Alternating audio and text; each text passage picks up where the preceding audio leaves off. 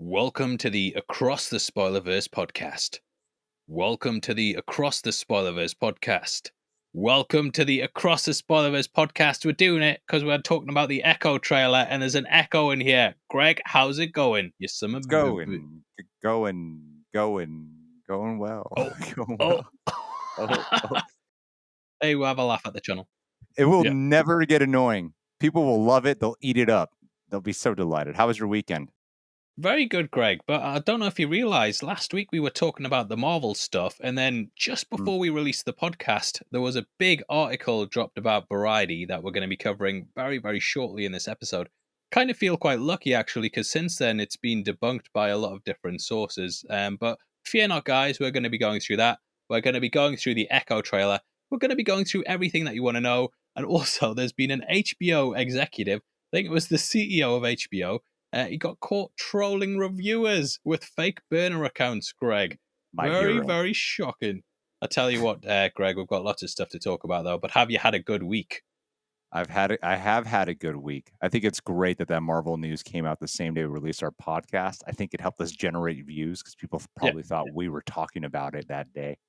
We were ahead of the curve, though, man. We were way ahead of the curve. Well, that was actually our most viewed podcast of all time. So thank you It guys worked for out. supporting us. But yeah, the Echo trailer, Greg, I'm going to just dive straight into it. My reaction beforehand, I was like, oh God, Echo, 5 episodes, getting released to one day, heard nothing but bad stuff about this series. It's going to suck. Watch the trailer, and I tell you what, I literally went from absolutely hating Marvel one week, and then saying that and being like, Marvel's the best thing. It was like that Godfather 3 meme when it's like, soon as I'm out, they pull me right back in. But really, really enjoyed the trailer. I thought the way that they integrated Kingpin's punching as well, and his kicking and stuff was like, ugh! And they kind of integrated that into the score very well. Very, very well done. I'm hoping, Greg, that that's the entire tone for the series, and that I don't want to see anyone smiling at any point throughout the entire series. And if they do, I'm going to beat the crap out of them like Kingpin beat the crap out of that guy. But very good trailer. I know you reacted to it. What did you think? Man, you and I were here just 1 week ago saying this is so silly that they be releasing this trailer in the middle of all of this. Why are they doing this? Why are they doing this? And no one's even excited about it. And then this trailer comes out. I was like, this shit is so good. This looks so awesome. It's crazy how tone, imagery, atmosphere can do a lot. We don't know if the show's actually going to be good. You know, obviously, we've heard some behind the scenes drama surrounding it. They're releasing all of it at once. It's in January, even though I don't think the same type of association is with television shows as it is with movies. When you hear a movie's coming out in January, it still kind of feels like, why are they just dumping all of them when before they were doing a weekly release? However, yeah, this felt like the Kingpin that I missed. You know, I am part of that camp that was really disappointed with the way Kingpin was ultimately portrayed in Hawkeye.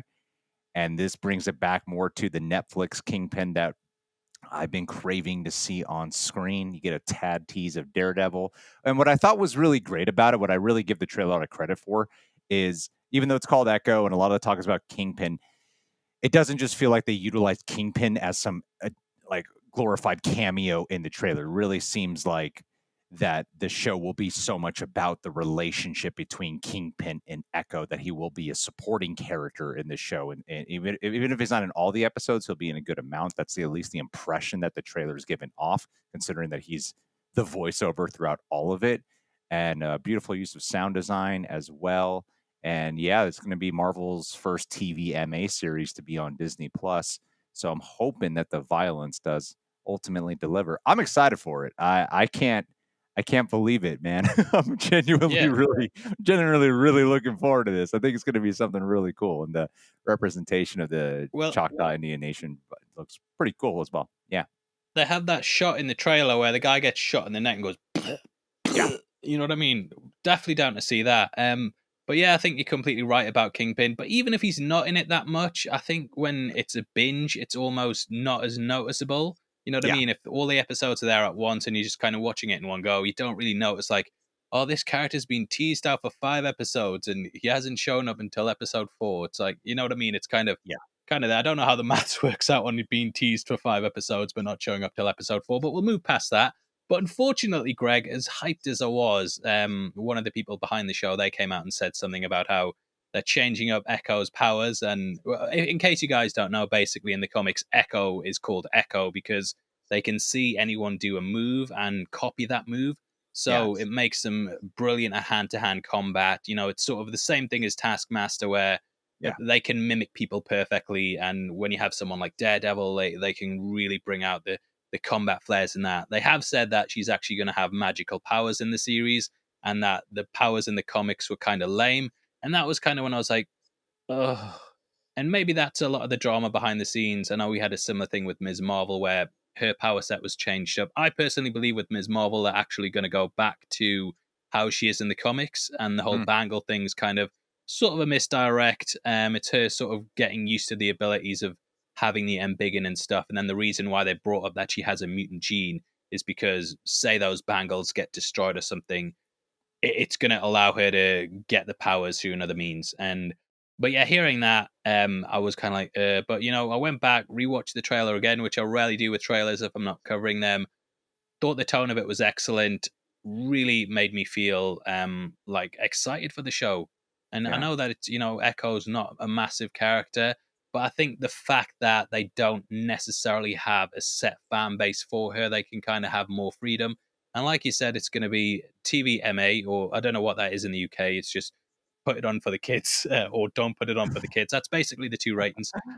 So, and I'm guessing this will be put on for the kids because I'm not sitting parenting. I'm busy doing a podcast. You entertain yourselves. I don't care if you're 18 months old.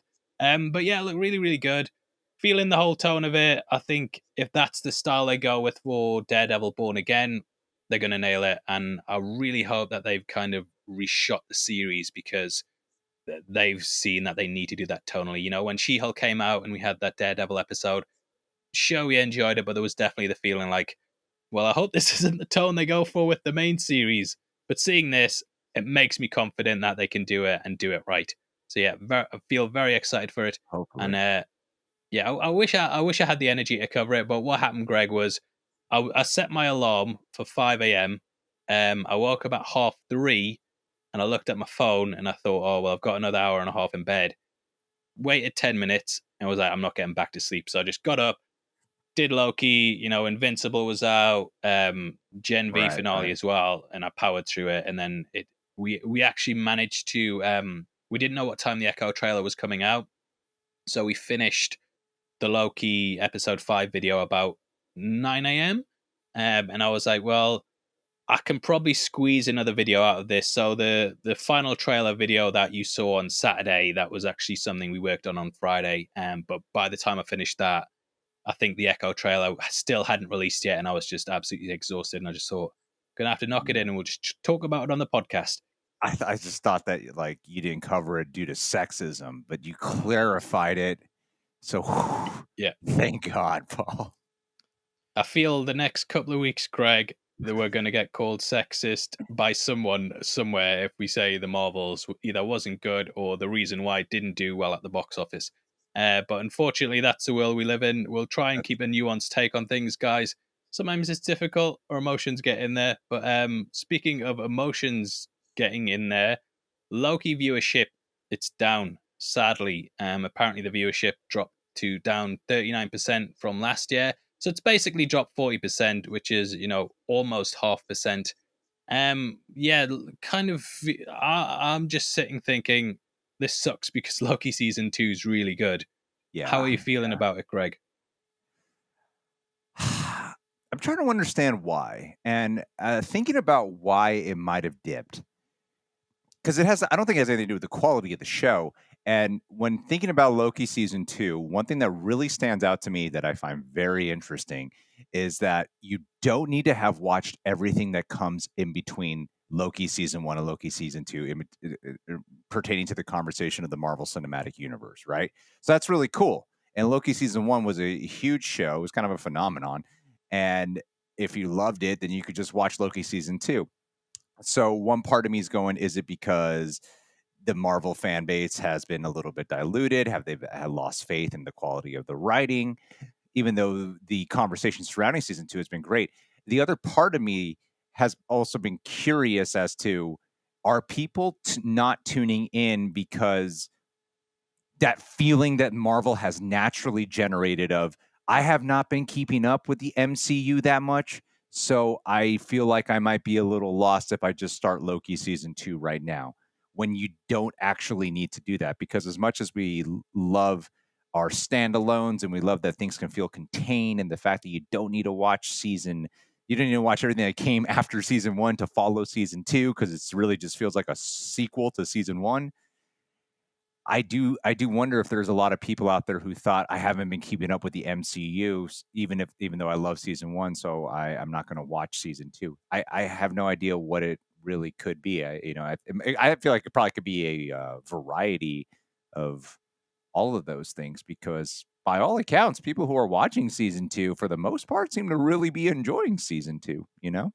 I get the comments saying this is boring and that Marvel's lost its way, but I kind of feel like I get that on every project, to be Yeah, man. honest. I do feel like Marvel have put out far too much content, and I was thinking Mhm. the other day, say when my kids are, getting to the age where they want to start watching Marvel, maybe in 6 years or something. I think that those first three phases were quite easy to catch up on. But once we hit phase four, I mean, there's so many different TV shows to watch, and I think we're obviously invested in it. We're going to watch it, but I think you need to get people on board the hype train as well, and that's something that unfortunately they haven't managed to do because there's just so much stuff to catch up on. I think there's not going to be any newcomers coming into the MCU at this point. I think a lot of people are already on board of it. And it's going to be so difficult for someone who hasn't been on there since, I don't know, maybe even Iron Man to get on board with this stuff, because it's like, where do I start? And then you've got to work yourself up to Endgame, and then after Endgame, it's like 70 TV episodes that you've got to watch through. So I think, and I think in general, over time, interest in something just declines naturally. So you have people who are our age, maybe, that don't want to keep up with everything and keep watching it, or they're like, I'll wait till the next big thing.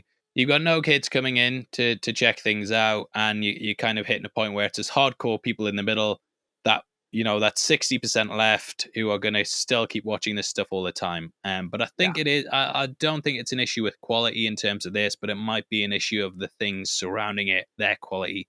For example, say we make 5 videos in a week, one of them is really good, and the other four are middling to rubbish. When Yeah, yeah. that really good video might not get the views that it should have, because the stuff we're putting out around it isn't as good, and it's not going to make people want to watch that one video. And it might be a Sure. similar sort of thing with this. But yeah, there's been a lot of drama behind the scenes in terms of what's happened with Variety. Mhm. So we're going to talk about the main points in this. Like I said, a lot of things have been sort of debunked. But firstly, today, very recently, Nia DaCosta has actually come out and talked about one of the claims that was made in it, which was that she stepped away from the Marvels during their reshoots, and she missed 4 weeks of that, which is quite unusual on a $250 million movie. But she's actually come out and said, look, the movie got delayed 4 times. I had other projects they knew I had to get to, other obligations. And it just hit a point where it was kind of like, I'm going to have to go off and do this. And she said that Marvel knew what they were doing. They knew the way they wanted to take the movie, and they were able to just take the reins from then and let her go off and do it. Obviously, there's still been people like, well, it's not technically debunked because she did step away for the reshoots. But I think this reasoning, it makes it understandable why she wasn't there for the whole thing. Yeah, I think I mean, she still worked on it remotely, and you could still fulfill a certain vision. On a much smaller scale, it does immediately make me flash to when Zack Snyder had to direct Ezra Miller for a sequence in The Flash for Zack Snyder's Justice League, and he was in, I believe they were in the UK, Ezra Miller at the time, so he had to direct it remotely. And granted, that was like one sequence for an insert versus like we got to provide some reshoots. But yeah, this was like several years into it. And I don't think it's as dramatically intense as people are making it out to be, because I think initially when it came out, it sounded as if after they were done shooting, Nia DaCosta like fucked off, and that was the end of that. Where that wasn't the case. Like she was still working on reshoots after that, but then it came to a certain period where she had to then continue the final rounds of reshoots via remotely, and it wasn't like a Gareth Edwards, Tony Gilroy kind of situation, or what happened on Dread. Like a lot of these stories where the director does ultimately get fired and someone else takes over the directing duties. It's not a situation of that. So yeah, I think it's a little bit blown out of proportion. It's still a tad concerning, but we know these movies are so committee made. I wouldn't have even been surprised on the flip side. I don't know about you. I personally wouldn't have been surprised if she did just bug off after it was done and then Marvel just took over. We were constantly saying how the MCU feels so committee made that if it did come out that, yeah, no, she wasn't around for the reshoots and someone else did it, some producer, Feige, whatever. I've been like, yeah, it's not a surprise. That sounds like what the MCU might actually do more often than we realize. Are you perturbed by it? No, not really. I mean, I think if you watch the pre-visualization stuff for Endgame, especially that final battle, they have these entire movies pretty much made in previs before they even start shooting. Yeah. I mean, lots of people have criticized the Russo brothers for just basically shooting previs. Um, yeah, the article. I mean, that's kind of a big thing. I think the Marvels at the moment is kind of a sort of easy project to pick on, I'll say, because we've heard so many things going on behind the scenes. Pre-ticket sales are down. The There's so many things you can pick out for it, and I think Variety were kind of just going after what was an easy target with that. There's also another, the article takes a big focus on Jonathan Majors, and it talks about how there was basically the Palm Springs Resort, which is when lots of the heads at Marvel kind of get together and they Mm. discuss what the future is of the franchise. Now, apparently, they did toy with the idea of getting rid of Jonathan Majors and bringing in a villain like Doctor Doom instead. Now there are certain. I know we've been saying a lot of this stuff's been debunked, but I do believe there are certain parts of this article that are true, and maybe some that have just been, over sensationalized because that's what journalism is. They know they Sure. can get certain points in, and then they'll be like, well, Yeah. we'll use some journalistic creativity to kind of puff up the story. But I think you would be absolutely stupid to think that at no point have Marvel been like, crap, what are we going to do about Jonathan Majors? Yeah. Because, there's the potential there for a PR nightmare, especially with the trial beginning to start soon. And I think they might have looked at other options, but whether that's the case, it's difficult to say. Obviously, we're recording this before the Loki finale. One of the big quotes in the article was actually talking about how Marvel's kind of effed because of the Loki finale, because it kind of sets Kang up for a big thing. Now, Alex Perez, they've actually come out and debunked that, along with another a couple of other scoopers. Perez is a very, very reliable with Marvel and stuff. But we're going to see how this plays out. I was actually thinking they could do Doctor Doom, and one of the big points of contention I've always had with Secret Wars is why Kang was the villain in the first place. Because look, Secret Wars from the 80s, Doctor Doom's the villain in that. Secret Wars from 2015, Doctor Doom's the villain in that. I don't get. It would be like let's do Age of Ultron with Thanos. What you see what I'm saying? It's kind of Yeah. a bit weird. But in case you guys don't know, basically the villain in Secret Wars is the Beyonder or the Beyonders, which are kind of godlike creatures that control everything. At one point in the story, Doctor Doom manages to steal their power, and he becomes like a god himself, and then he's the real villain of the entire thing. So I was thinking, say what they could do is Kang becomes the Beyonder at some point during Kang Dynasty. Doctor Doom then steals his powers. Boom, Secret Wars. Let's go, baby. Doctor Doom's now the main villain, and it's true to the source material. So yeah, I was thinking about that. But just the whole thing with Jonathan Majors, Marvel have obviously not made a decision yet because they haven't released anything publicly, and they're very much keeping things close to the chest, seeing how this plays out. But how do you think is best to navigate this situation with him? And do you think they'll do any drastic changes like that? And do you kind of hope they bring in Doctor Doom? Of Questions course. need answers, Greg. Dude, of course I hope they bring in Doctor Doom. It does seem a little odd to do Secret Wars without Doctor Doom. We got the Fantastic Four being introduced. They seem poised for an opportunity to finally introduce the guy. And a lot of this Variety article, a lot, a lot of people are like trying to like debunk certain things or see what is, and there's some stuff that I have a hard time believing. But when a lot of this really comes down to, they had a conversation, not like we've made a decision, but they've had a conversation. Of course, they've had a conversation. Why wouldn't they have a conversation? I hope they have a conversation. I hope they explore options.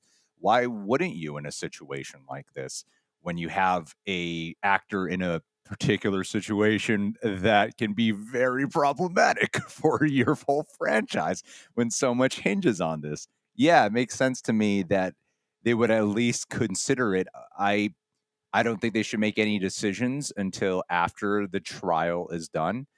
I think we've seen it plenty of times now with celebrities where studios have made decisions based off of, you know, stuff they're seeing on Twitter or what current public reception is to things prior to letting a trial play out, or letting all the evidence come to light. So I think before they make any decision on Jonathan Majors, let the trial play out. And if he's found guilty, then you really got to make a decision. And it seems like what the decision would be would probably be an obvious one at that point.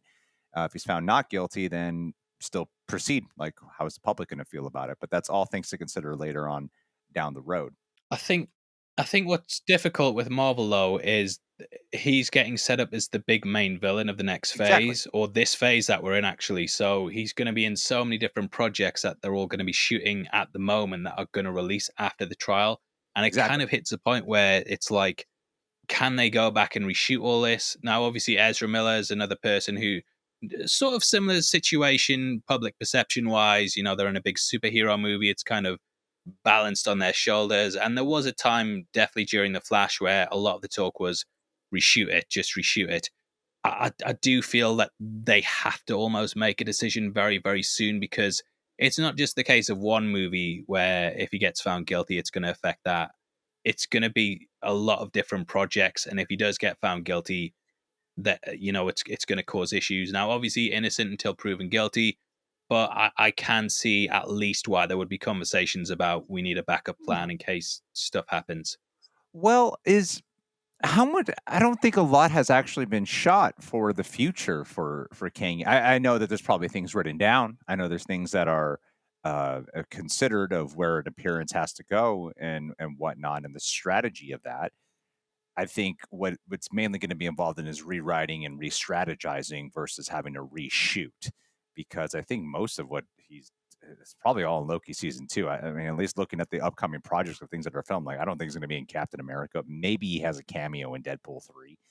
Beyond that, I can't really see something where, yeah, for sure, Kang is going to appear in this. And then the question becomes, like, even without Jonathan Majors, when thinking about the Loki season 2 viewership, and I'd really be curious to see what the comments on this video have to say about why the Loki season 2 viewership dipped, because we remember how when Loki season 1 ended and Jonathan Majors was introduced as He Who Remains, and it created this big conversation about what the MCU is going to unfold into and the craziness that's about to come our way, and nothing really became of it. And then Jonathan Majors didn't return until Ant-Man and the Wasp: Quantumania. And while there is a debate where some people like he gives a great performance, but a lot of people, even folks like you and I, who thought he was the best part of that movie, still the way he ultimately gets defeated in that did not leave us as excited for Kang as we would like to be. Some people really defend it.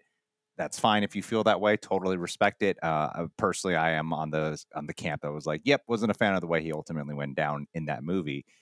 And that does, again, kind of dilute your anticipation and excitement for Kang the Conqueror in general when he keeps showing up and keeps getting axed, and then Loki season 2, a lot of the promotion for that, while not featuring Jonathan Majors significantly on camera in the trailers, there was an emphasis on King the Conqueror again, and maybe the hype for just King the character has gone down now, and people are not as intrigued by him anymore.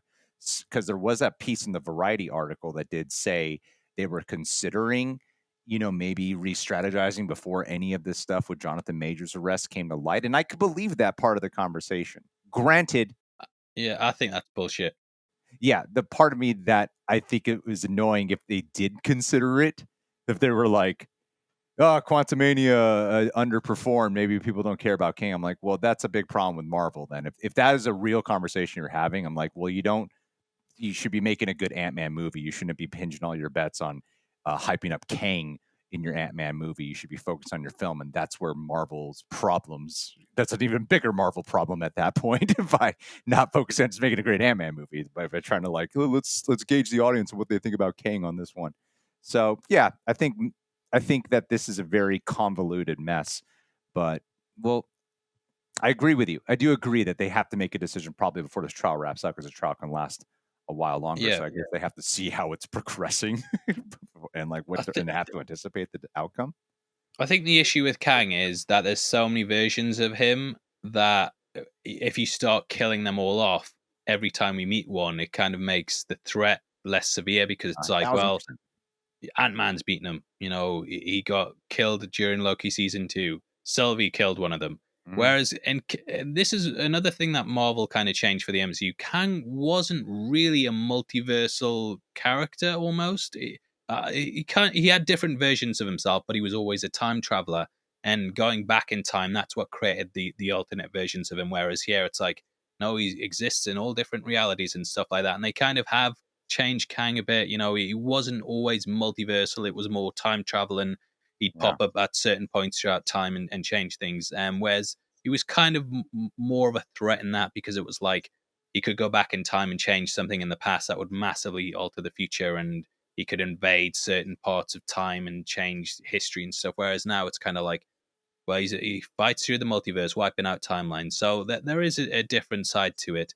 But yeah, I personally believe the whole thing of we were thinking of recasting him after Quantumania or going in a different direction. Sorry, I think that's probably bullshit, and I think that's kind of if they do get rid of him, it'll be like, well, we didn't do that. If this article is indeed true, which again it might not be, and one of the big points of contention that's actually come out and they've said that it's not true is the whole thing with the Blade movie, Oh my where god. yeah, I'm sure you guys have seen. You know, it was they were talking about how Blade was one version of the script. He was the fourth lead in the film, and it was going to be a female-led film about life lessons or something. One of the writers actually came out and they basically said, so this was the most recent writer. They said Michael Starbury. We basically had all this info compiled by our guy Mo from Streamer, who kind of put this all together. But he's outright denied this and said that he's never seen a version where the script was this.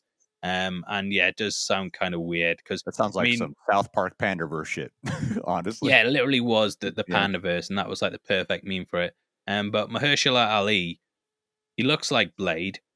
He sounds like Blade. Yeah. He acts like Blade. Two-time Oscar winner. He's basically Blade.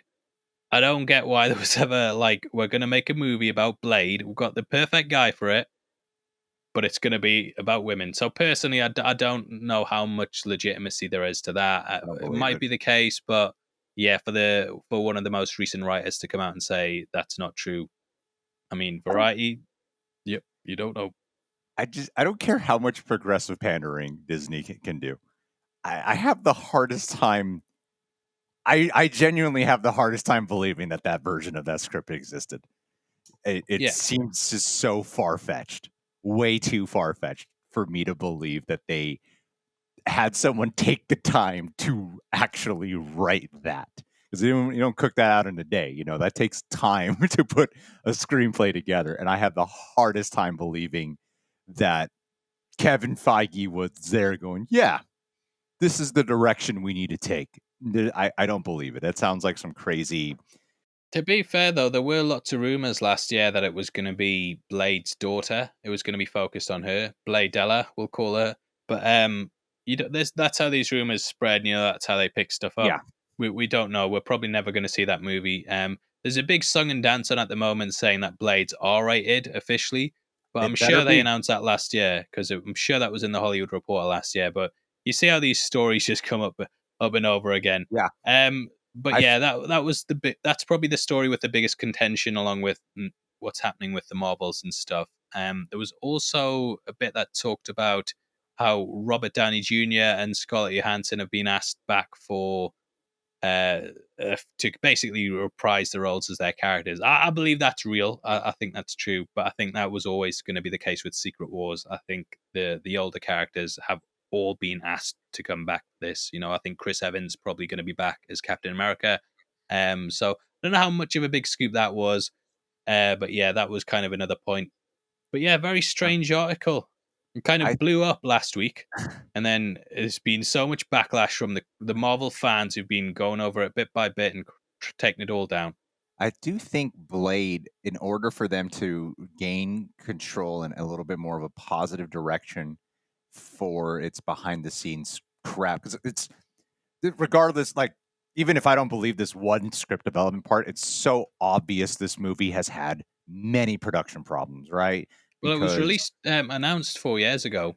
exactly, we know that there's problems happening with this film. Undoubtedly, there's problems, and I think one way to regain a little bit of positive momentum would be to make it an R-rated film.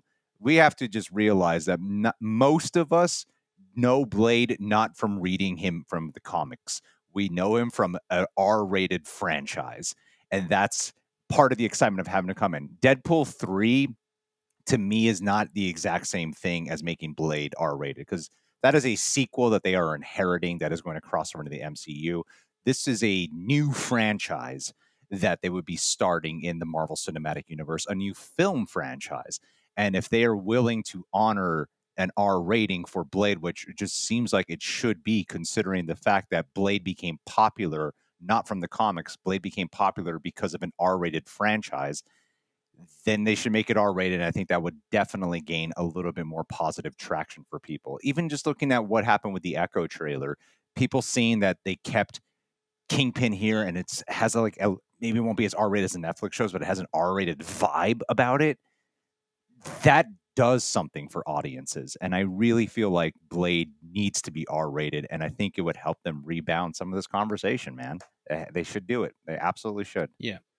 The fact they're willing to do it with Echo, I think that's good for me. That shows they're at least considering it. Like Moon Knight was a big one where they were making a big song and dance about how it was going to be the goriest, most violent MCU Yeah. thing you've ever seen, and you watch it and it's like, is it though? It's kind I of don't even like remember. kind of like a CW fight. But yeah, that's kind of. I believe that. I personally believe the MCU should be evolving with its audience. Like I mentioned before, I don't think that kids are growing up with it because there's so much stuff to catch up on, and I think the smartest way to go about it is to basically grow with the audience. We're getting older. We want to see more mature stuff. So why not give more mature stuff to us? Comics in general did that. I mean, if you look at the Bronze Age and Silver Age, they're all kind of aimed Mhm. at teens. And then when we got into the 80s, that's when stuff really got, dark and gritty and grounded. But the audience could handle it at that point because they'd grown up and followed the comics and they wanted something more kind of adult for themselves. And since then, comics are definitely comics almost feel like an adult genre. And there was definitely a point where it was like, oh, comics are for kids. But now, if you look at the stories, there's definitely that feeling that adults can enjoy them as well. And I think the MCU needs to go in that direction too, and kind of 1,000%. have the odd project that's aimed at kids and stuff. But you can totally like even the start of the MCU. That first Iron Man movie, sure kids could enjoy, but it definitely has a more kind of adult tone to it. It's Yeah. dealing with an arms dealer in the Middle East and stuff, and then they've kind of went more wacky with things. Now, speaking of wacky and fun, Greg, the Marvels was described as wacky and fun, but it hasn't exactly translated to pre-ticket sales. And at the moment, apparently, according to Deadline, they're reportedly pacing behind Black Adam and The Flash.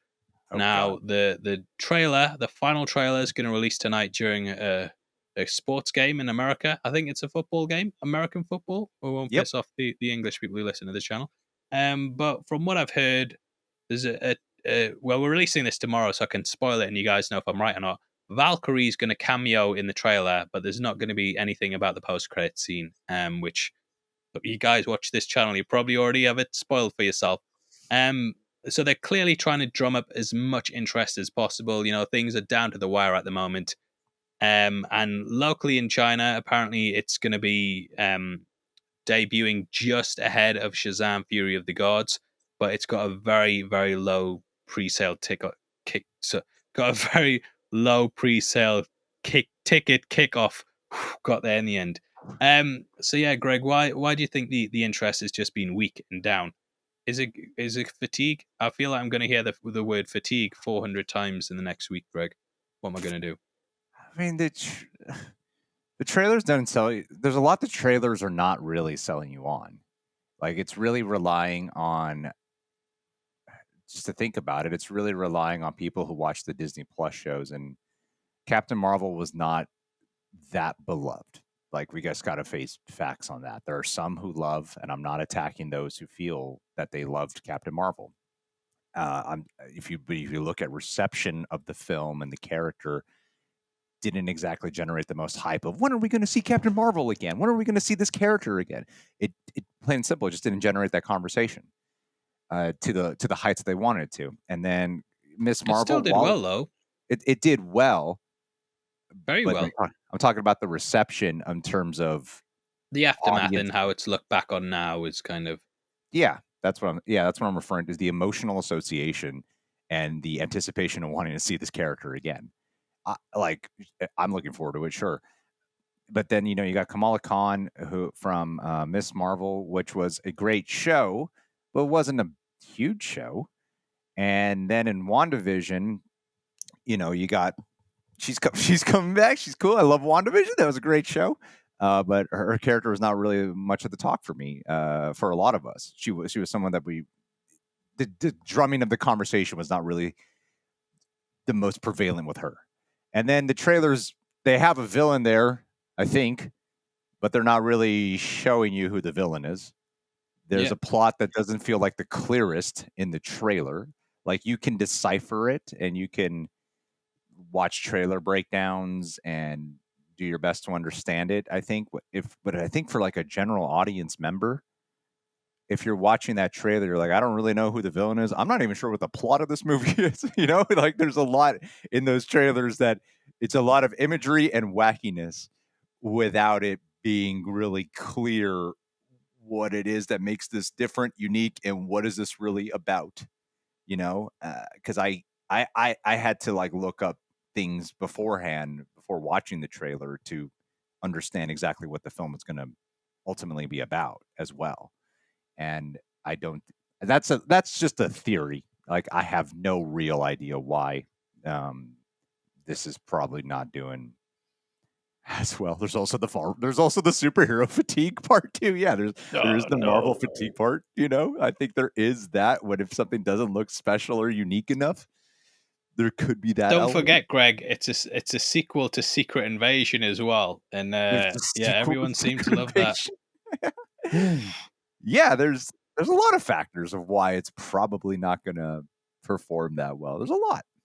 I kind of feel bad for Zoe Ashton, who's playing Dar-Ben in the film, because she's in a relationship with Tom Hiddleston, and they've both got projects releasing on Friday. Did you not know that? I did not know that. They've both got. Yeah, so they've both got MCU projects releasing on Friday, because we've got the Loki finale as well, and I kind of feel bad if one of them's crap and everyone's like, and one of them's really good, and everyone's congratulating, giving like, oh, well done, I saw your MCU project, it was so good, and then they turn the other one like, I'm sure yours is great too. That's the kind of stuff that splits up relationships, Greg. They're going to be, one of them's going to feel jealous, they're going to feel better. So I'm hoping that both do well, because I want to see these two hit the moon. Is that a saying? I don't know, but I want to see them hit the moon. We'll make it a saying now. And I think obviously, when it's a female superhero team, even saying female, I feel like I'm kind of, those females. I feel like I'm turning into a bit of an incel just using that word, Greg. But when there's superhero teams that are women, you are going to have some people who the misogyny conversation's always going to come up, and that's going to either be used to deflect, or it's going to have legitimate points in it that you can kind of apply to it. You've also got like Marvel fatigue, superhero fatigue, that sort of thing. Every superhero movie bar Guardians of the Galaxy this year has underperformed. I think at the end of the day, though, it all just boils down to a lack of interest. And, it's even the same with our videos, Greg. Our podcast last week, highest viewed podcast that we've ever done. The week before, it's like 25,000 views. You know what I mean? And that's Yeah. purely down to how we've probably Whatever titled it the or done the subject is. thumbnail or Yeah. there's ways to generate interest that make people watch our videos, and this translates to every single aspect of viewership and life and just getting people to watch things. There could be the best program on Netflix, Bodies, for example, on Netflix, really, really good, but its initial week they didn't really generate any interest in it because they didn't market it. People didn't go out and see it, and what it's been carried by is good word of mouth and me telling people to go and watch it because it's a very, very good time travel story.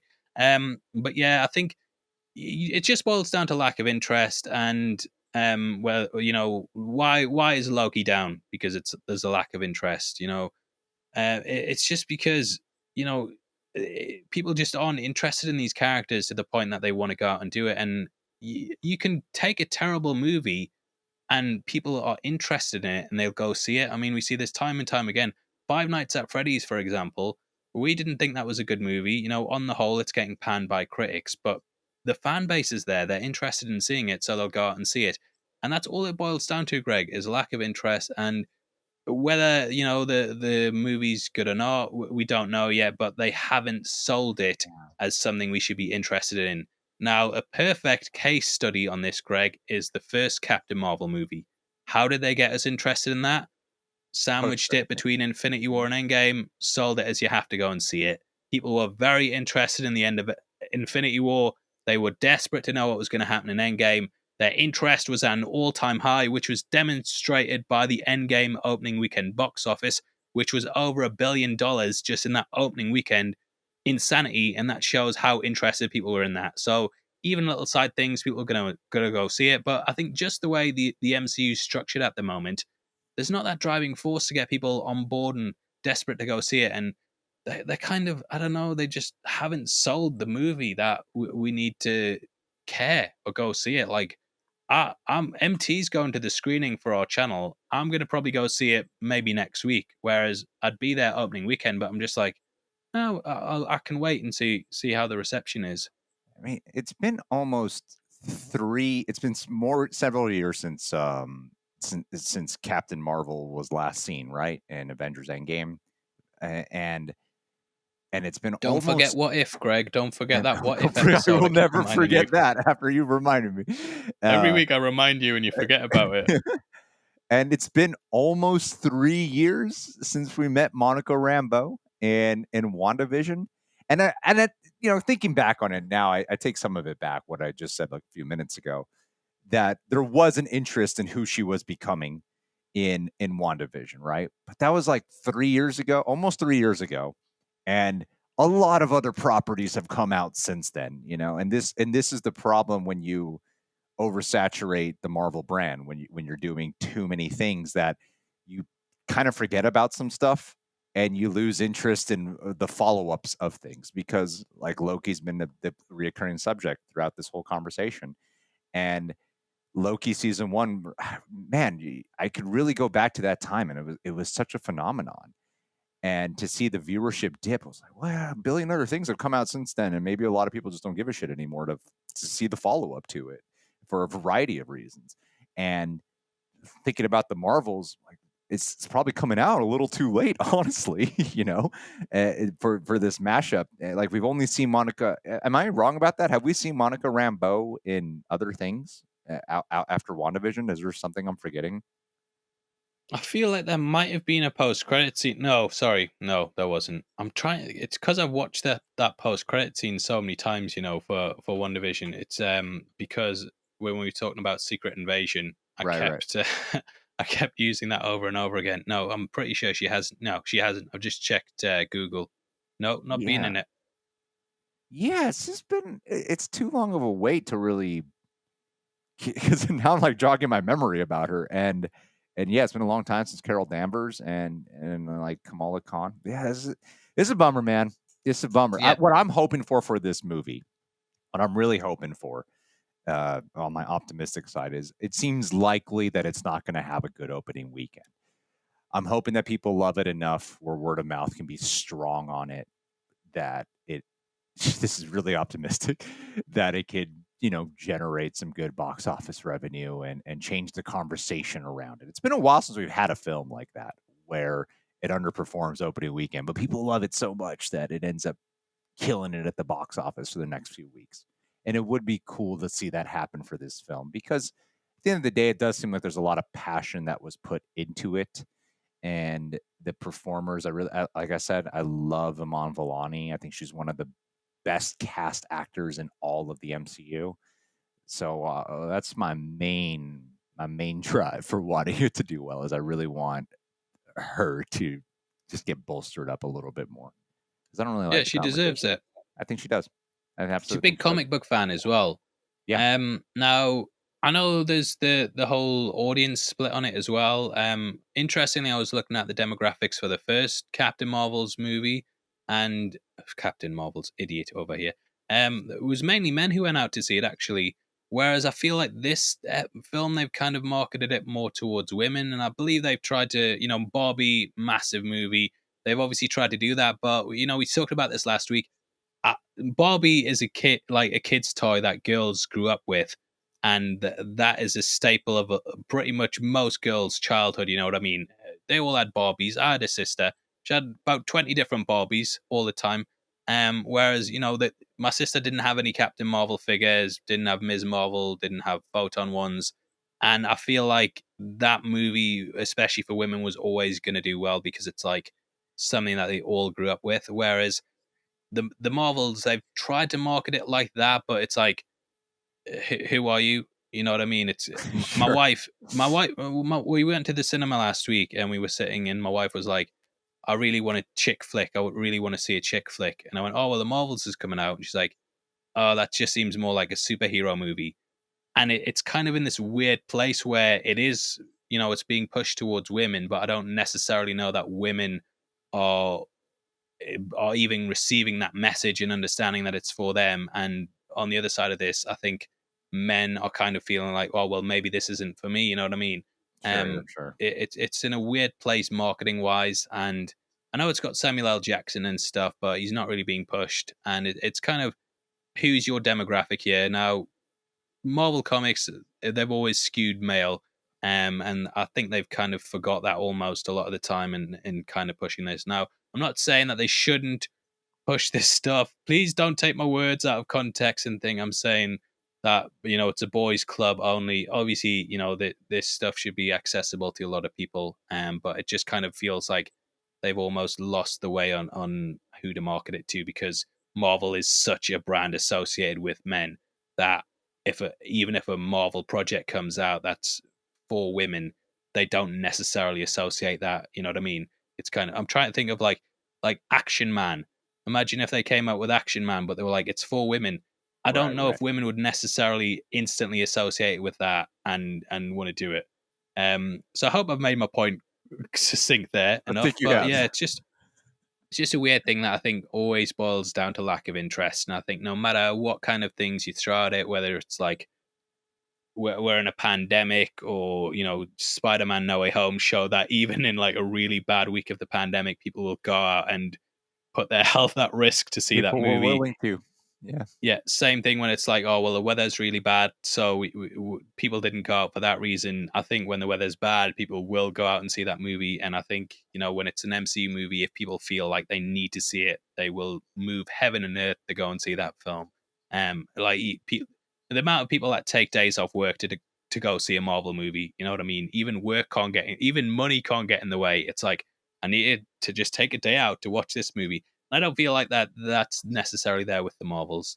Hope it Right. does well. It's better for us if it does because we get more views and pays the bills and stuff. But yeah, just a very strange time in general for the genre. It's a weird time for DC to be rebooting as well because it's kind of like by the time you bring things back around, is the superhero interest going to be killed? You know what I mean? I think there Right. will always be those kind of those characters that constantly have a fan base. For example, Batman, Spider-Man, but even stuff like we talked about before with the kids kind of not getting into this stuff because it's so inaccessible to them because of how much stuff they've got to watch out for. for example, Batman, there's like a reboot of him pretty much every 10 years. Same with James Bond. You have your 60s Batman, 89 Batman that has its own franchise thing, and then it dies off, and then Nolan reboots it with his trilogy, and then that finishes, and then you get Snyder's version. And there's these jumping on points for new people to come on board. Whereas the MCU, where is the jumping on point for new people? You know what I mean? It's like, where should I start with the MCU? Iron Man from 2008, and then you've got to watch all this stuff. Whereas if you go to someone like, where should I start with the DCEU? Oh yeah, Man of Steel, and then watch Batman v Superman, and you're instantly caught up to it. Whereas here it's kind of like, it's difficult to kind of convince people they need to get on board this stuff. Well, they've released so much too that it doesn't even give time to get a new audience member. Doctor Who is one of the longest lasting franchises ever. Now, I've never seen classic Who. I've seen all of Doctor Who starting from the Eccleston debut when it got like the official reboot. But even then, like when I started, it was kind of a daunting prospect. But because they're not releasing a Doctor Who thing every 3 months, it gave me time to catch up to it, to now where they have the whatever anniversary specials coming out at the end of this month, where I'm like, oh my God, I'm actually caught up with Doctor Who. I can enjoy this for the rest of the world now. And the MCU does not allot that time to just let like newcomers come in because they're Yeah. releasing stuff so often. Yeah, James Bond, I think, is the perfect example. I was actually thinking today, and I put this out as a tweet. How many franchises are there that you can think of where they've pretty much replaced most of the core cast, and they've still remained as popular and as well loved as they Mm, originally were? I think Star Wars definitely, when it did the prequels and stuff. sure, I sure. say as well loved. Obviously, the prequels at the time were hated, but they've kind of gained a fan base now where people appreciate them a lot more. Definitely. But the ones that constantly came up, for example, like your Jurassic Park, they did a reboot with Jurassic World. You know what I mean? People were mentioning Doctor Who, obviously, and there were also lots of replies about James Bond. And I feel there's very much these reboot points in those where it's like, right, new fans come on board at this point when they get a new actor in and they kind of Yeah. restylize everything. And at the moment, the MCU hasn't got that. Whether it does it with Secret Wars, we're going to have to see. But I feel that they need to do that to survive, because we're kind of hitting the point now where it's like, yeah, we're still on board, but we're kind of obligated to be on board at this point because we've been with it for so long. And yeah, it's kind of all over the place. Like Well, even Game of Thrones or something, that there'll be people who watched House of the Dragon who haven't. I know them as well, that didn't go back and rewatch all of Game of Thrones. They just saw it as like, oh, there's a new point. This show's really popular. I can jump on with House of the Dragon and not have to worry too much. I think too. I mean, to the point that you were making earlier, the MCU seems a little bit afraid to grow with its audience. If you do too much of the same kind of structure or vibe for so long, I think that's why when they're doing things that feel more mature, whether it's venturing into something that feels a little darker, like Loki season 2, or a more mature trailer like Echo, when they do things like that, it's because it's been around for 10 years. A lot of the audience is growing, more than 10 years now. They're growing up with this, and it seems like it's a hodgepodge where sometimes you think they're getting more mature, and then other times it seems like they're getting more Disneyfied than ever before. And I think that they have to embrace growing up with the audience and understand that. Even Bond had to mature, like bringing up Bond. Even they decided to go for like their grittiest version with Daniel Craig, and that ended up panning out very, very well for them, and delivered some of the most successful Bond movies of all time. And I think the MCU needs to embrace that fact as well. They just plain and simple have to. Yeah.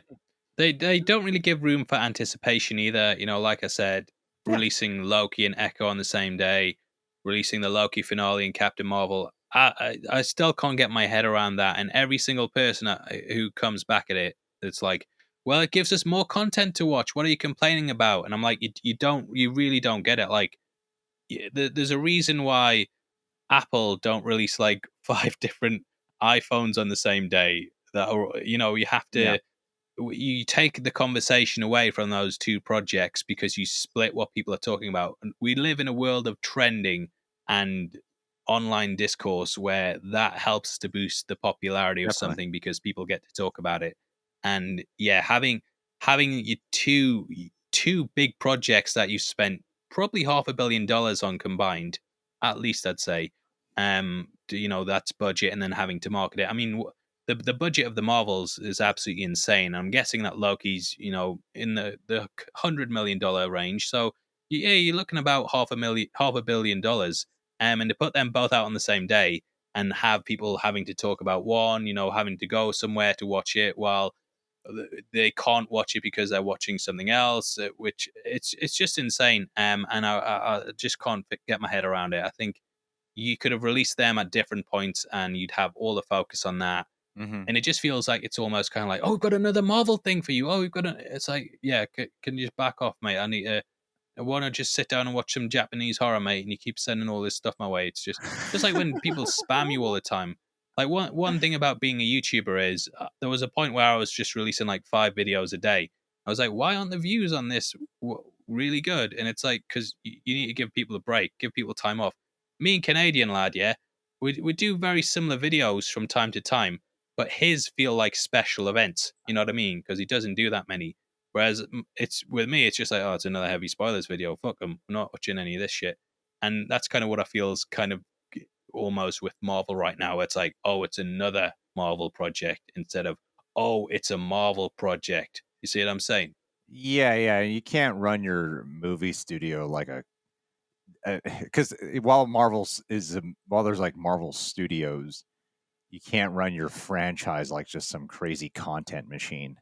You know, like you have to Yeah, have the feeling of anticipation, and the definitely. anticipation does more for you than anything else.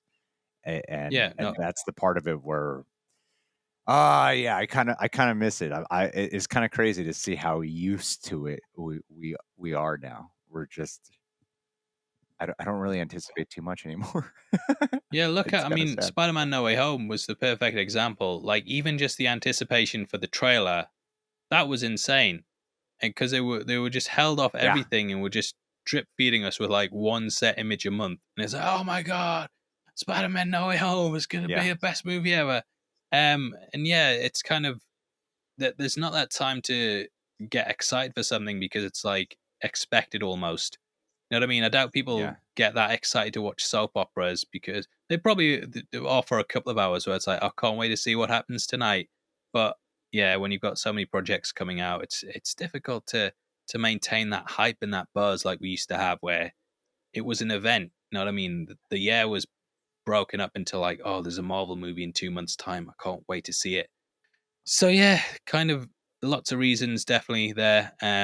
Do you think that when Marvel's fails, Kevin Feige is going to create a fake account and go on Twitter and respond to Yeah, all the critics? Twitter I'm users. sure Feige watches our podcast and he responds every week and he's like, Yeah. I hate those. You guys smell. I can smell you through the screen. You smell crap, especially you, Paul.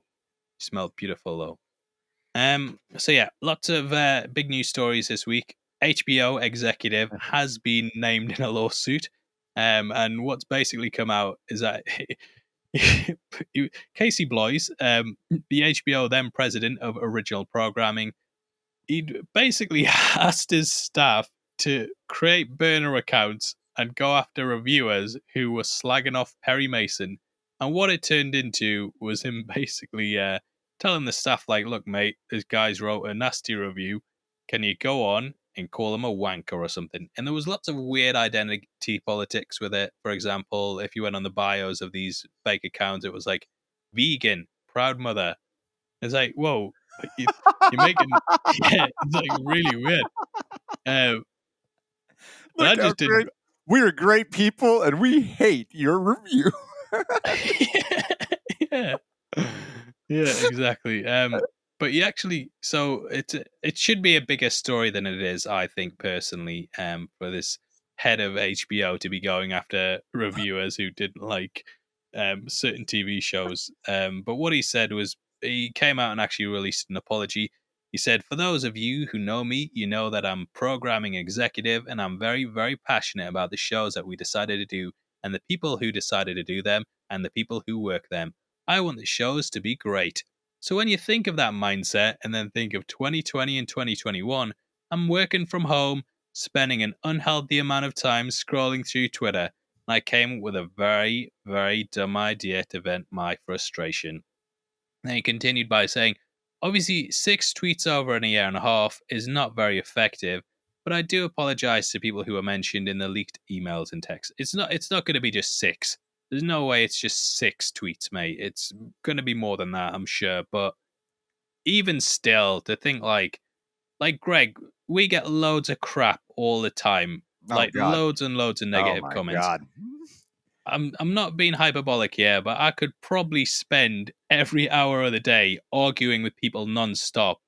But you just kind of you've got to take it on the chin, or ignore it. And sometimes I'll read negative comments and I'll be like, oh, they're just going at me there. Sometimes I'll read them and I'll be like, you know what, they've said something in there that I can definitely apply to myself, and Yeah. maybe sometimes it's just a constructive comment. Sometimes they'll say it in a negative way, but it'll have a constructive point in it, and you just kind of got to be like, I'm very lucky to be doing this thing. Take it on board and just don't argue with people, because I don't want to spend my day arguing with people in the comments. But for him to just make burner accounts and go after people, it's like some terminally online behavior, Greg. And the guy who compiled the list before, Mo, he was talking the other week, and he was like, "Oh, do you never just respond to comments and like have fights with people?" I was like, "No." And he was like, "Have you not even got any burner accounts?" And I screenshotted him my logins where you can see like all the profiles you have, and it was just my profile on like Twitter Mm. and YouTube. And I'm like, "Look, mate, you don't want to get into the whole burner account thing, because you'll get sucked into doing it all day and responding to every single comment from your burner Yeah. account and wasting your time, because this kind of thing happens and it's a complete waste of time, and he's an absolute idiot for doing it. And the fact that he hasn't gotten any trouble for it and can just apologize, it's weird, man. It's weird. I kind of wish that I'd know, because for years, Greg, I've been trying to get a contact for the head of HBO, and all I really had to do was say Mayor of Easttown was shit, and they would have hit me up. You know what I mean? I'm kind of looking back like, oh, I wish I'd done that instead. But what were your thoughts on this story, Greg? I mean, I didn't know about it until we were going to do the podcast. It is a fascinating story to me. It's it's weird because one part of me is like, because we know so many YouTubers and because ourselves have, I mean, I know you've dealt with a lot of hate on certain subjects. I've dealt with hate on certain subjects. One very recently where I was hitting you up and I was up all night dealing with something. And I was tempted to respond to Yeah, everyone, but I didn't respond to anyone. I like put out one tweet about it, and I let it be at that. And because I've definitely had my cycles where I go down the path of I have been arguing with this person. I cannot tell you. I've gotten into like I've spent hours arguing with this one commentator, and and I can't tell you the name of any of them. None. yeah, I've dedicated so much time in the past to dealing with this. So I'm like, all right, I'm more used to this. I know that eventually this will pass. And even though I'm upset now, this feeling of being upset, this will also pass. It's such a different scale though when you're like yeah, Casey Boys and you are doing like the most petty shit and you're having your staff do it. It's one thing when it's like I'm a yeah, YouTuber and I just need to get something out of my system. It's still not the healthiest thing. It's still not the greatest thing. I don't do burner shit because it's more about the mentality aspect of it, of what it's going to do to consume my mind and what it'll do to my emotional well-being. And I know what that exposure does to me, but this is a level of like he is in a completely different power position, and it's while sure human, it's also very petty and not right to do of your employees at the same time. Like there's no excuse for this, And I can't imagine it's only 6 tweets because I'm like, no way. There's just no way that it could be just 6 tweets. It'd be like you have too Yeah. much power at your disposal, and it's kind of hard to uncover these. I can imagine how much more he probably did on his own time.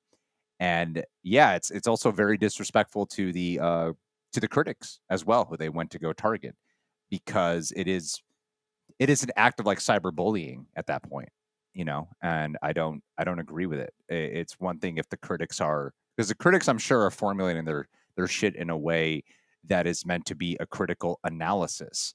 Like when you're telling me that sometimes you get a hate comment or you get certain criticisms, and then once in a while you can actually hear, oh, there is something there that I could take away and perhaps make my channel or myself a little bit better. When you do something like this, that is that shows like, oh, you are not one of those leaders who is willing to hear criticism to be able to make your product better. And to me, I'm like, I don't think someone like that should be in charge. Then maybe they have changed, maybe they're a different person now. It was a while ago, I understand.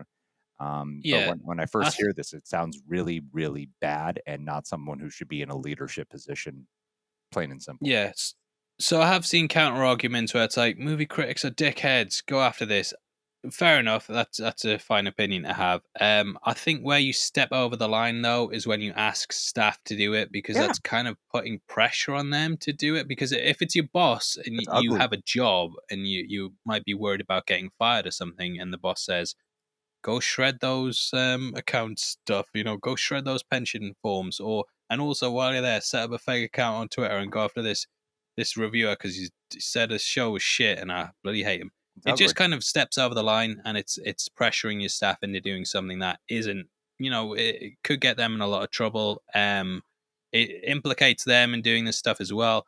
And it's kind of, I don't know, it's just such a weird way to act and very thin skinned. It's not like, it would be like me going after people on a video that, I know he's the head of HBO, but he wasn't directly involved with these shows. I imagine, like, he didn't pour his heart and soul into making these shows in the same way that an actual director or an actor would. And Sure. to just have him go after people for basically slagging off the pro. It's like if someone wrote a negative review on TripAdvisor or something, and Yeah. you track them down, and What what it's just very very strange. what I liken it to is, imagine you're working at a restaurant, Hmm. and then there's bad service and someone writes a Yelp You sell, review, yeah, and then your manager goes, "Hey, create you, my waiter, or whatever my staff, created a fake account on Yelp and go after this person." Like yeah. how messed up would that be? It is. I It wouldn't is even say it's to that level. I would say it's like you work in a restaurant where you sell drinks that are cans of Coca Cola, and someone writes something nasty about Coca Cola, and then you get your staff to do that. It's like you're so yes, detached from the product itself. It's almost like, why do you have this complete personal investment in it? I know he said in his apology that he's passionate about what he puts out, which obviously he is because he's making burner accounts and stuff. But for him to be up at the top in charge of people, it's just like, you should probably lose your job, mate, because you're yeah, clearly not like a good leader for handling this stuff. it's Now, ugly. I'm sure he regrets it. I'm probably not getting screeners from HBO for a while, but yeah, just a very, very strange thing to do, and I think it just shows you terminally online, mate. Like, there's there's never been a time, right, where I've had an argument online with someone where I've woken up the next day and not regretted it. And Mhm. often I'll just delete the tweets because I'm like, I'm so embarrassed at myself for losing my cool like this. Yeah. Like the other week, there was the Screen Crush, right? Screen Crush did a Five Nights at Freddy's video. Oh And I yeah, went yeah. on, and the top comment was like, heavy spoilers is shit or something. And it had like 3,000 likes. And I know it's not Ryan's fault. But I said to Ryan, like, oh man, I feel really bad about, like, I felt quite down about that. I wasn't asking him to delete it before you guys start, never mentioned anything like that. I was just explaining, like, oh, when I seen it got me kind of down. And all day I was kind of like in the same position you were, was like, do I reply? And then the next day I just woke up and I wrote a response saying, I'm going to go sniper wolf, and that was it. And I just kind of made a joke out of it, you know what I mean? And I felt a lot better about myself. I don't regret saying that. I'll probably get demonetized for threatening that, but I don't regret doing it, Greg. No, it was quite a funny thing. And the thing is, I think people just get show too up and caught up in you dox Ryan. You show up at his house. It's Yeah, so I funny. think as well with the internet, people do get so caught up in just arguing with people, and it's happened with me in the past where I've been with my kids or something and my wife, and I've read a comment or a nasty tweet, and I've put my phone away, and it's just played on my mind, and it's kind of robbed me of the Mm. enjoyment that I'm having with them because I'm constantly thinking like, oh, the motherfucker. And I think it's because it's in your pocket as well that it's always on you, and it's just kind of, I don't know, just yeah, just get offline, mate. This isn't how you should be acting with your staff at all, and there should be No. way more repercussions for, um, there should be a disciplinary at least. I'm not calling for someone to get fired. I'm just saying, should they be in that position where they're able to tell people, go make a fake account and tell this reviewer the shit, and also make sure you put vegan in the bio so it looks like, I don't know, some kind of activist or something that because let's be honest, most Hollywood reviewers are probably left wing activist people. Sure. So maybe if they see that, they'll think they've let their community down or something. I don't know. But yeah, it's just such a weird way to go on. And yeah, guys, just in general, the best advice I can give you if you're online and you're arguing with someone, think, has anything good ever come from winning an argument online? And, there might be the odd instance every once in a blue moon, but more times than not, guys, you're just going to waste your time. Look like, what's that famous Jay-Z bar where he says, people don't argue with fools because people from a distance can't tell who is who. And I'll jump on arguments and I'll just think, what a bunch of fucking losers. And there's a lot of people in the political landscape that spend all day online arguing with people. I'll jump on those threads to read them. I'll not interact with them, but I just like reading an argument. You know what I mean, Greg? Yeah, yeah, I'll yeah. read their arguments and I just think, just get a life, mate. Just get a fucking life. Get the fuck off this now. Get a life. So yeah, They're with it's you, brother. very strange. Yeah, so That's why guys, we if have you each want to other become, to vent to, so we can just hit each other. When I'm reading a yeah, Twitter well, thread that's the about me thing. at 2 a.m, I got you to talk to. 'Cause you're in the UK and you're awake. Like, Paul, But this my is what I'm advice dealing with wasn't right now. even. Yeah, I mean, Ryan. Sometimes I'll talk to him, and he just always says, "I don't read the comments. I just don't." He's like, "Oh, you read the comments? Did you?" That was what he Wait, said to me. He was like, "You read the comments, did you?" And I was like, "Yeah, I did." He's like, "You shouldn't read the comments because there'll always be one comment. You guaranteed one every video. There's one comment yeah, that will probably be negative about you, and yeah, it's best just to not focus on it. I it's give my heart and my thumbs ups and my replies to people who are nice and cordial, and even if they're criticizing me, if they do it in a way where they're not being rude and they're trying to be respectful, I'm going to be respectful back and be like, yeah, you know what, you were right. Even on this podcast, Greg, we'll get feedback on this, and I'll talk to you and be like, look, this guy's said to me, and I think they're quite legitimate what their point is.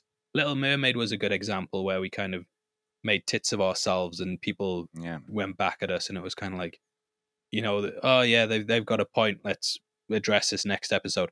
We didn't say, right, I'm going to go into work tomorrow and I'm going to tell all the members of staff to make Yeah. fake accounts to reply to these people. It's just kind of like, mate, just get over it. Yeah, embarrassing. But are you Learn. still going to send me House of the Dragon season 2 screeners, please? Can I Yeah, please please. get them screeners? I'm just going to assume every hate comment is someone creating some burner account just to attack me now. That's what I'm going Well, to assume. yeah, that was another thing that kind of came out the back of this, which was Gina Carano did a big tweet about it, talking about the whole how this is not something that this is a one off. She basically said it's not a one off, and that bots and things as part of studios can be used to influence lots of other people. I And believe it full-heartedly. yeah, I I think totally believe it. I don't even think it's just movies. I think in general, I think there's definitely bots used across the Yeah. board. I mean, Brexit's a big thing over here, and there's always been that kind of investigations and stuff around whether there was bots used to sway public opinion. And I think it'll be in the political landscape. I'm sure. I'm sure it'll be in the movie landscape, and but anything that you want to make seem popular or push a certain narrative, I'm sure that bots are used in a certain way. But this kind of confirms it that they do actually make burner accounts, and there might be a point where lots of things come out, but yeah, just I feel bad for anyone who's sunk that low that they feel they need to make it, because it's such a fucking dumb thing to do. Yeah. And yeah, there's no excuse for it. There's no way you can explain like, oh, well, I got my staff to make burner accounts because I'm passionate about this. It's like, no, mate, don't be a fucking dickhead next time. Yeah, And don't with be a dickhead, please. the advancement of AI, I just think it's going to get so much worse when it comes to these bots.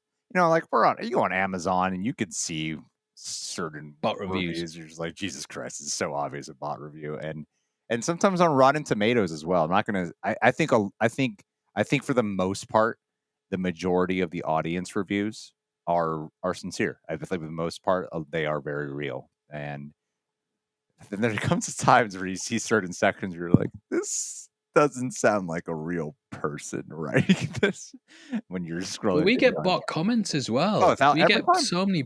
Every time. I've actually got a outright. I've got a bot who I think tackles bots, because I'll get loads of comments from bots, and then there'll be a person who comments and replies to all of them saying, "You're a bot. Yeah. This is a bot." And I'm thinking, are they a bot as well? Because every Clever. single video they respond to the bots.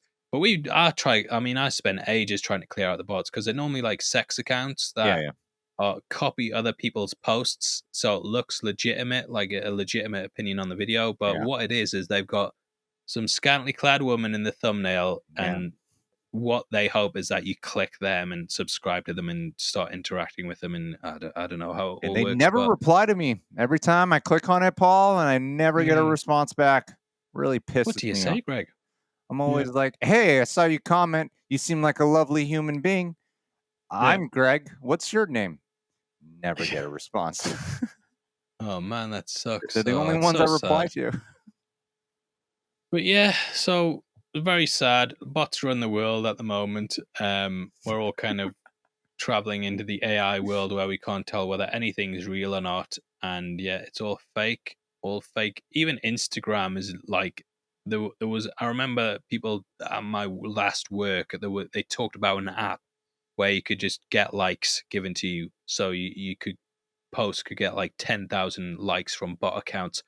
And it was like, look, we're generating loads of publicity for the product. I'm like, you're not really, though, because these people aren't going to buy it. And when it's all stripped away, Hmm. you're going to realize that, you haven't really sold anything, because you've purely been using bots and it's not been popular at all. So yeah, don't use bots, guys. Use real people. People crave authenticity, and they can very quickly spot when something's a bot, like that bot who points out bots on my videos. So thanks to that guy. Final story. We were going to talk about the Five Nights at Freddy box office, but you know what? I don't feel like I want to anymore, because Universal blocked my ending explained, I'm sorry. and it's like, I feel like I gave it a 5 out of 10, and I could easily kick up a storm and be like, they're suppressing me because I gave it a bad review, and Universal are suppressing critics that give things bad reviews. But honestly, I think they're just shitheads, and I think even if I'd given it a good review, they would have probably copyright claimed it, because that's what they tend to do. Some guy, right, he's just sat in his office all the time working for Universal. Boss comes in, goes, mate, what have you done Yeah. today? We're paying you to do work. What have you done? Have you filled out any copyright claims today? And he goes, I'm on it now, boss. And he just sees whatever's at the top of the search for Yeah. their latest movie, and he just puts a block in. They're like But ticket I've had attendees. numerous. They're like parking ticket attendees. They have to. I know this. I know this about claimants. They have to Yeah, file claims. And you yeah, are the and victim I of do. it.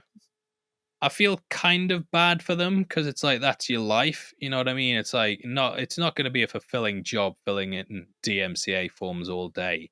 But I wish there was a way I could contact them and bribe them and just be like, look, mate, I'll give you 10% of the video profits if you just leave it the fuck alone.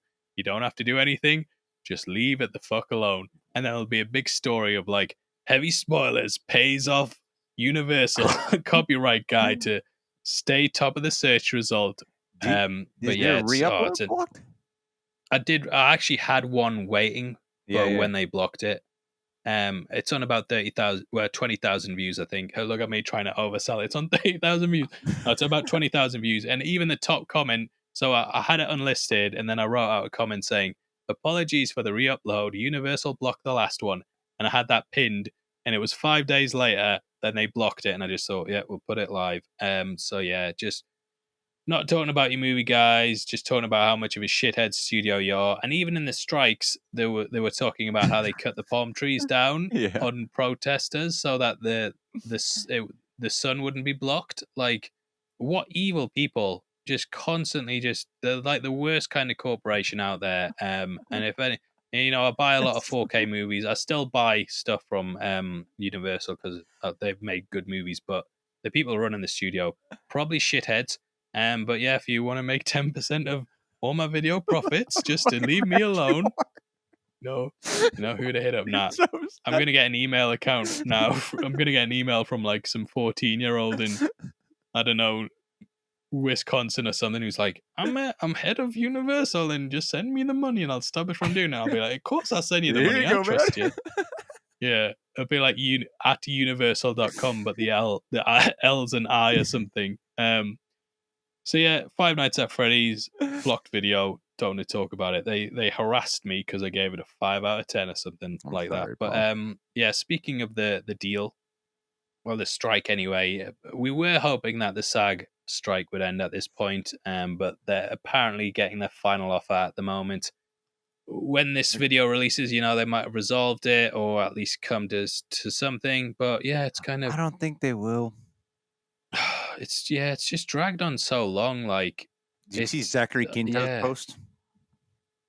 Sorry? You see Zachary Quinto? Guy plays Spock, Nope. the American Horror Story. The No, what did he say? the sentiment was basically about, yeah, they put out, AMPTP is using intimidation factors again, and please know that we will stand behind you to not feel pressure to agree to it just because they're saying this is their last and final offer. I feel like AMPTP, every offer is their last and final offer. Yeah. And it Well, is an yeah. intimidation factor because, yeah, it's to get them to succumb. But I still think that they're probably far apart on some. I'd love to be wrong. I'd love to come back here next week and be like, I'm 100% wrong. They solved that. SAG is happy. Yay. But there's something about the sentiment that Zach Quinto pointed out. Granted, he's not on the board like a Fran Drescher or something like that.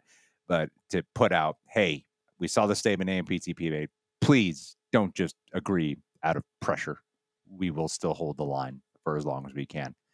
Yeah. As long as it takes, I mean. Yeah. What does the AMPTP expect to do? Like, I don't think saying we're no longer negotiating works as a tactic, because what you guys going to do? Are you just going to not make movies anymore? Yeah, You know we're what I not mean? going to use actors anymore. Yeah, like, what are you going to do? Like, you're kind of beholden to these people because your industry relies on them. You could get rid of, mate, you could get rid of 5 studio executives from every single production, and I probably wouldn't notice when I'm watching the final film. You got rid of 5 actors from the main cast. Like, it make like, who's the most important cog in the wheel of making movies? It's Right. probably, your writers, yeah, your actors, your directors, studio executives. Probably down the bottom, mate. You're probably, yeah, you don't really, you're not essential to making movies, and there's been lots of independent films that have been made without you guys that have done very, very well. So yeah, I don't think the tactic of we're not gonna, this is our final offer. It's like, well, is it, mate? Because I'm not agreeing to it, so you better go back and come up with something else, mate. Well, we'll see, man. Do you think it's going to resolve this week? I think I do feel like it has to. I feel like if they just keep saying no, I would just keep saying no, no, no, and then eventually the studio will be like, fine, yeah, whatever, yeah. I mean, it's only a 3-year deal as well. That's a big thing. I don't even get about it. Why they're dragging the heels so much? It's like 3 years, mate. Just agree to it. See how this stuff goes, and then next time contracts roll around, be like, oh well, I know we tried to do this thing, but it didn't necessarily work out. Can we scale it back or do something different? Just, it's getting to the point where you just like, I really don't see how cinemas are going to survive for much longer, because they're limped along after the pandemic, and now got this shit on top of them, and yeah, it's very, very sad to see. Yeah. Well, What are they going to release next year? Like, they've had so many bombs this year. dude, Deadpool 3 is on track to release on time, according to everything they're saying. It's going to come out. It's going to be great. The visual effects. We'll see. we'll save it.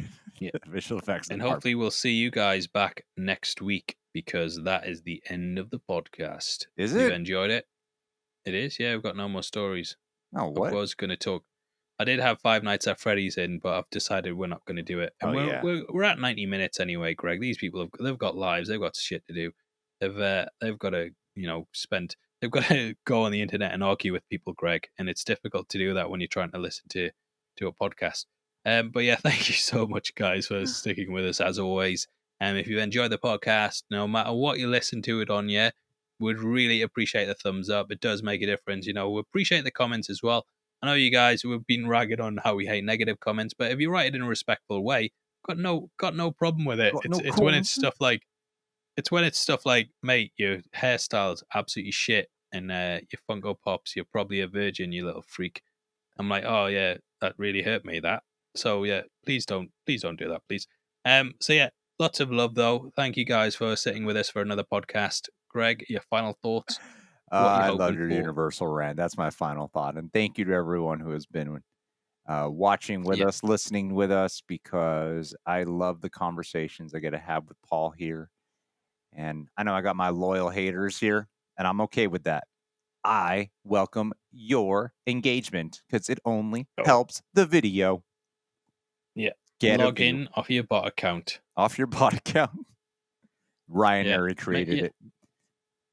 Why can't they use bots to do like good in the world? You know what I mean? Why Yeah. can't they use them to spread happiness and joy? I don't know. And say, I love your videos. If I got 1,000 bot accounts saying I love your videos, I'd be like, oh wow, I feel really good about myself. Thank you, whoever did that. It would be the movie Her all over again. Just me making love with all these comments. Yeah, that's what we need. But yeah, thank you guys again. Adopt my block as well. Thank you for the t-shirt, and I'll see you next time. Peace, everyone.